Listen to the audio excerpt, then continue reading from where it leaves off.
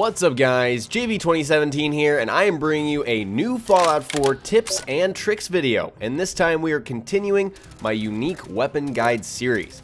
Just a quick reminder guys, this is your hub for daily Fallout 4 content here on YouTube, so make sure to subscribe if you haven't already, and stay tuned on my channel for daily Fallout 4 tips and tricks videos. Today I'm going to show you how to get the Spray and Pray unique submachine gun, which is a very easy to obtain unique weapon and packs quite a punch.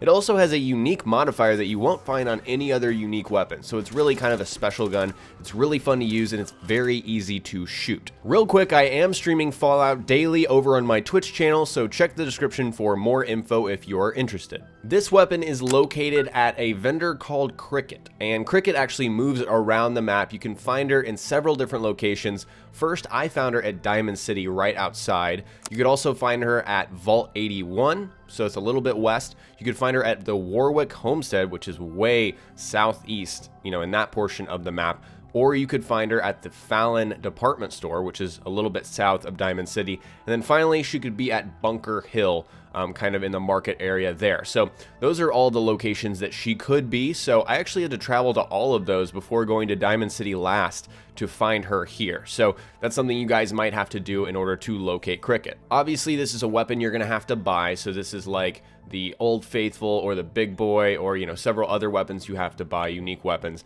And so the Spray and Pray, the price is going to depend on several factors like your charisma, your, magazines that you have collected, Tales of a Junktown Bender, cap collector. I have full cap collector and full charisma. So that's why this weapon was just over 1,300 caps for me, so pretty affordable. It all depends on those factors. So once you get your hands on the Spray and Pray, you'll see that the description says, bullets explode on impact doing 15 points of area effect damage. And that is the explosives modifier. So that's a legendary modifier, obviously granting this explosive damage. It's a really cool effect to see in action. You guys will see it very shortly here. And a little known fact about this weapon is that it's affected by the Demolition Expert perk. So as you move up the ranks there, it's going to increase the damage that you're getting from these explosions, from these bullets with the legendary modifier. It can become very powerful. Of course, the 4th rank of Demolition Expert will give you double explosives damage. So this is a very powerful weapon if you're running an explosives kind of build. Briefly, there's not much to talk about in terms of modding because when you get this weapon, it already has pretty much the top tier in every category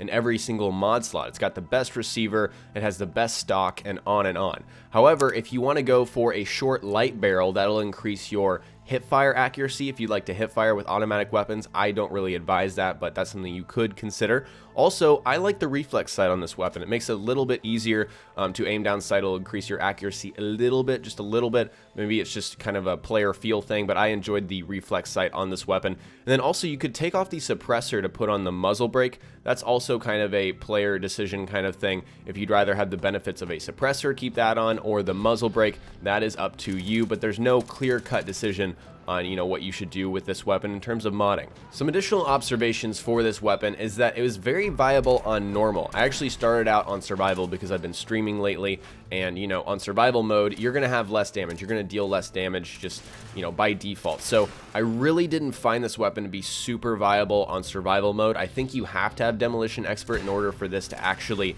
be something you would want to use, because it is an automatic weapon. It does chew through ammo. So the Spray and Pray is not my first choice for a unique weapon in general, and especially since I'm not running an agility based character. If you guys are running a gun based character with high agility, maybe some perception in there, this is probably a very viable weapon as long as you're not on a higher difficulty.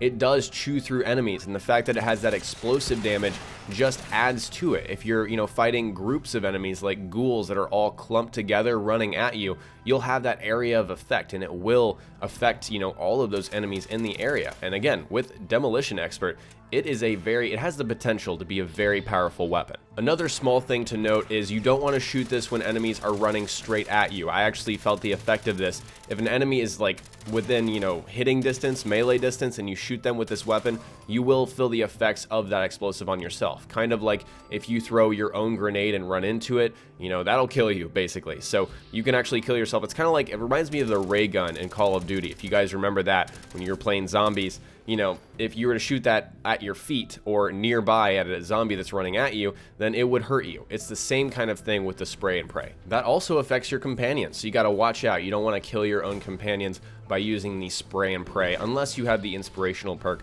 then you don't have to worry about that. So just some final thoughts on this weapon. I'm not a big fan of automatic weapons in general. I just find that they chew through ammo, and it's not really my favorite. Of course, in VATS, you only get like 3 shots, I believe, for each, selection in VATS with the spray and pray. So it doesn't feel like you're dealing a ton of damage. That's also a downside. So this is just not a weapon that's going to be viable on survival unless you have Demolition Expert. However, if you're just playing on normal, you're going for a certain build, you're going for maybe an explosives build, this is a really interesting weapon to think about getting. So I'd like to know, will you get the spray and pray after watching this video? Like I said, it's kind of a cool collector's item. It's got a very cool unique modifier on it. It's cool to like actually have in your hands and shoot, but it's not going to be viable in certain situations. And how would you rate this weapon, compared to other unique weapons? I don't think it's really high up there, but again, it's just kind of a cool thing to get. There are plenty of cool things to get in this game, and I think this is one of them.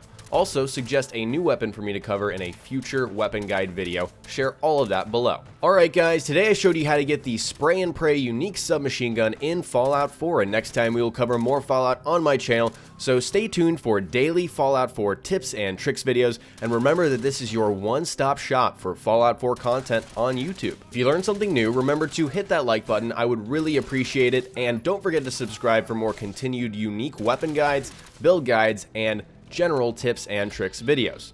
Talk to you guys next time. Peace.